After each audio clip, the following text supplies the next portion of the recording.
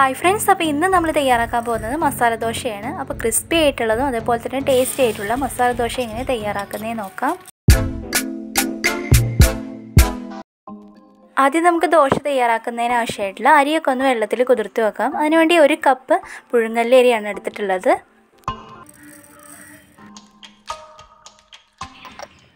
ഇനി ഇതിലേക്ക് 2 കപ്പ് പച്ചരിയും കൂടി എടുക്കാം.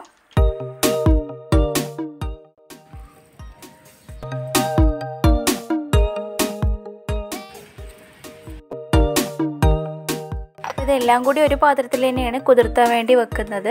ഇനി ഇതിലേക്ക് നമുക്ക് കുറച്ച് ഉഴുന്ന് ഇട്ട് കൊടുക്കാം. ഇനി ഇതിലേക്ക് ചേർത്ത് കൊടുക്കുന്നത് ഉലുവയാണ്. അപ്പോൾ ഇതെല്ലാം ഇട്ട് കൊടുത്തതിന് ശേഷം ഇനി ഇതിലേക്ക് കുറച്ച് വെള്ളം കൂടി ഒഴിച്ചു കൊടുക്കാം.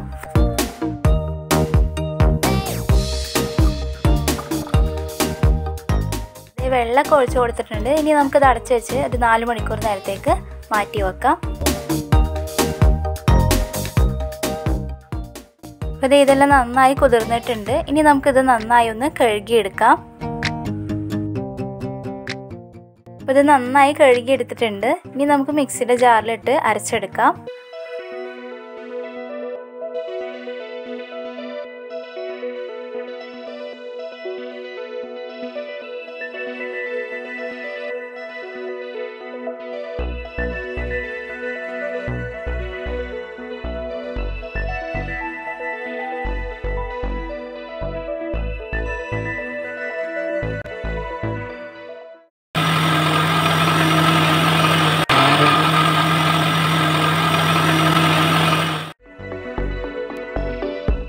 അപ്പോൾ അത് നന്നായി അരച്ചെടുത്തിട്ടുണ്ട്. ഇനി നമുക്കിതൊരു പാത്രത്തിലേക്ക് മാറ്റാം.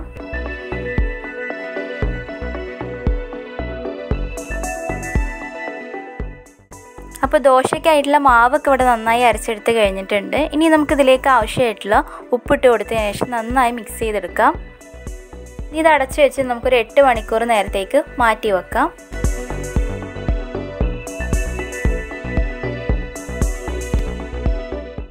ആദ്യം നമുക്ക് മസാല ദോശയ്ക്കായിട്ടുള്ള മസാലയ്ക്ക് ഒന്ന് തയ്യാറാക്കി എടുക്കാം.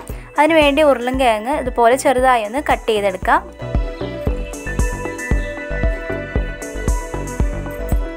ഇപ്പോൾ ഉരുളൻകിഴങ്ങ് ഇവിടെ കട്ട് ചെയ്ത് കഴിഞ്ഞിട്ടുണ്ട്.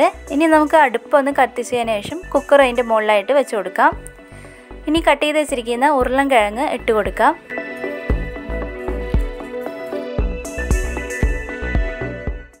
ഇനി ഇതിലേക്ക് കുറച്ച് മഞ്ഞൾപ്പൊടി ഇട്ട് കൊടുക്കാം.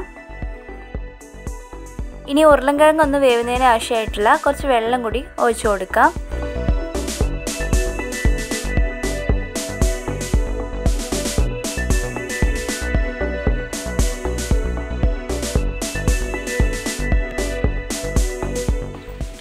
ഇതൊന്ന് നന്നായി ഇളക്കിയെടുത്തതിന് ശേഷം അടച്ചു വെച്ച് വേവിക്കാൻ വേണ്ടി വെക്കാം. അപ്പോൾ ഇതൊരു 15 മിനിറ്റൊക്കെ ആയിട്ടുണ്ട്. അപ്പോൾ ഉരുളക്കിഴങ്ങൊക്കെ നന്നായി തിളച്ച് വന്നിട്ടുണ്ട്.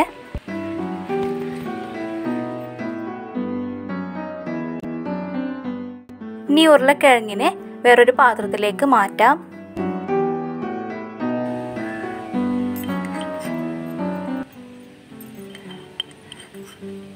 അപ്പോൾ ഉരുളക്കിഴങ്ങ് ഞാനിവിടെ ഒരു പാത്രത്തിലേക്ക് മാറ്റിയിട്ടുണ്ട്. ഇനി നമുക്ക് ആവശ്യമായിട്ടുള്ളത് സവോളയാണ്. അപ്പോൾ അതൊന്ന് ഇതുപോലെ നീളത്തിലൊന്ന് കട്ട് ചെയ്തെടുക്കാം. ഇതിലേക്ക് ആവശ്യമായിട്ടുള്ളത് പച്ചമുളകാണ്. അപ്പോൾ അതും ഇതുപോലെ ഒന്ന് ചെറുതായി ഒന്ന് കട്ട് ചെയ്തെടുക്കാം. അപ്പോൾ കട്ട് ചെയ്തൊക്കെ എടുത്ത് കഴിഞ്ഞിട്ടുണ്ട്. ഇനി നമുക്ക് മസാല തയ്യാറാക്കാം. അതിനുവേണ്ടി അടുപ്പ് കത്തിച്ച് അതിൻ്റെ മുകളിലായിട്ടൊരു ചട്ടി വെച്ച് കൊടുത്തിട്ടുണ്ട്. അന്ന് ചൂടായി വന്ന സമയത്ത് ഇതിലേക്ക് ഞാൻ ഓയിൽ ഒഴിച്ച് കൊടുക്കുകയാണ്. ഇത് ഓയിലൊക്കെ നന്നായി ചൂടായി വന്നിട്ടുണ്ട്. ഇനി ഇതിലേക്ക് നമുക്ക് കുറച്ച് കടുക് ഇട്ട് കൊടുക്കാം. അപ്പോൾ കടുകൊക്കെ നന്നായി പൊട്ടി വന്നിട്ടുണ്ട്. ഇനി ഇതിലേക്ക് നമുക്ക് കുറച്ച് കറിവേപ്പില ഇട്ട് കൊടുക്കാം. ഇനി ഇതിലേക്ക് സവാള ഇട്ട് കൊടുക്കാം. ഈ സവാളനെ നന്നായി ഒന്ന് വഴറ്റിയെടുക്കാം. ഇനി ഇതിലേക്ക് ചേർത്ത് കൊടുക്കുന്നത് വെളുത്തുള്ളിയാണ്. അത് ഇതുപോലെ നന്നായി ഒന്ന് ചതച്ചെടുക്കാം. അപ്പോൾ ഇത് നന്നായി ചതച്ചെടുത്തിട്ടുണ്ട്. ഇനി ഇതിലേക്ക് ചേർത്ത് കൊടുക്കാം. ഈ വെളുത്തുള്ളിൻ്റെ പച്ചമണം പോകുന്നവരെ നന്നായി വഴറ്റിയെടുക്കാം. അപ്പോൾ ഇതൊരു പച്ചമണമൊക്കെ പോയിട്ടുണ്ട്. ഇനി ഇതിലേക്ക് നമുക്ക് പച്ചമുളക് ചേർത്ത് കൊടുക്കാം. ഇനി ഇതിലേക്ക് ചേർത്ത് കൊടുക്കുന്നത് മുളക് പൊടിയാണ്. പിന്നെ മഞ്ഞൾപ്പൊടി. ഇതെല്ലാം കൂടി ചേർത്ത് കൊടുത്തതിന് ശേഷം നന്നായി ഇളക്കി യോജിപ്പിക്കാം. അപ്പോൾ അതിൻ്റെ പച്ചമണമൊക്കെ നന്നായി പോയിട്ടുണ്ട്. ഇനി ഇതിലേക്ക് നമുക്ക് വേവിച്ച് വെച്ചിരിക്കുന്ന ഉരുളൻകിഴങ്ങ് ചേർത്ത് കൊടുക്കാം. മസാലയ്ക്ക് എല്ലാ ഭാഗത്തും എത്തുന്ന രീതിയിൽ നന്നായി ഇളക്കി യോജിപ്പിക്കാം. ഇനി ഇതിലേക്ക് കുറച്ച് ഉപ്പും കൂടി ചേർത്ത് കൊടുക്കാം. അപ്പോൾ ഇതേ മസാല ഇവിടെ റെഡി ആയിട്ടുണ്ട്. ഇനി നമുക്ക് അടുപ്പിൽ നിന്ന് ഇറക്കി വെക്കാം.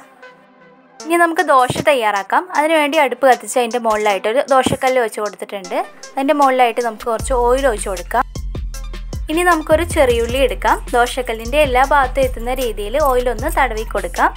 അതിനുശേഷം നമുക്ക് ഇതിൻ്റെ മുകളിലായിട്ട് മാവ് ഒഴിച്ച് കൊടുക്കാം.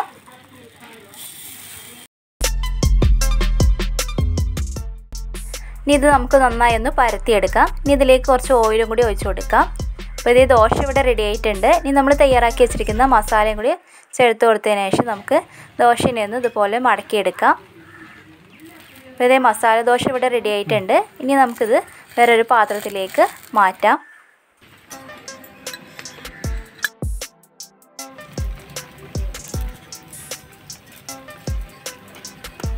അപ്പോൾ ക്രിസ്പി ആയിട്ടുള്ളതും അതേപോലെ തന്നെ ടേസ്റ്റി ആയിട്ടുള്ള മസാല ദോശ ഇവിടെ റെഡി ആയിട്ടുണ്ട്. അപ്പോൾ എല്ലാ കൂട്ടുകാർക്കും ഇഷ്ടമായി എന്ന് വിചാരിക്കുന്നു. ഇഷ്ടമായ എല്ലാ കൂട്ടുകാരും ഒന്ന് സപ്പോർട്ട് ചെയ്യുക. Thank you all.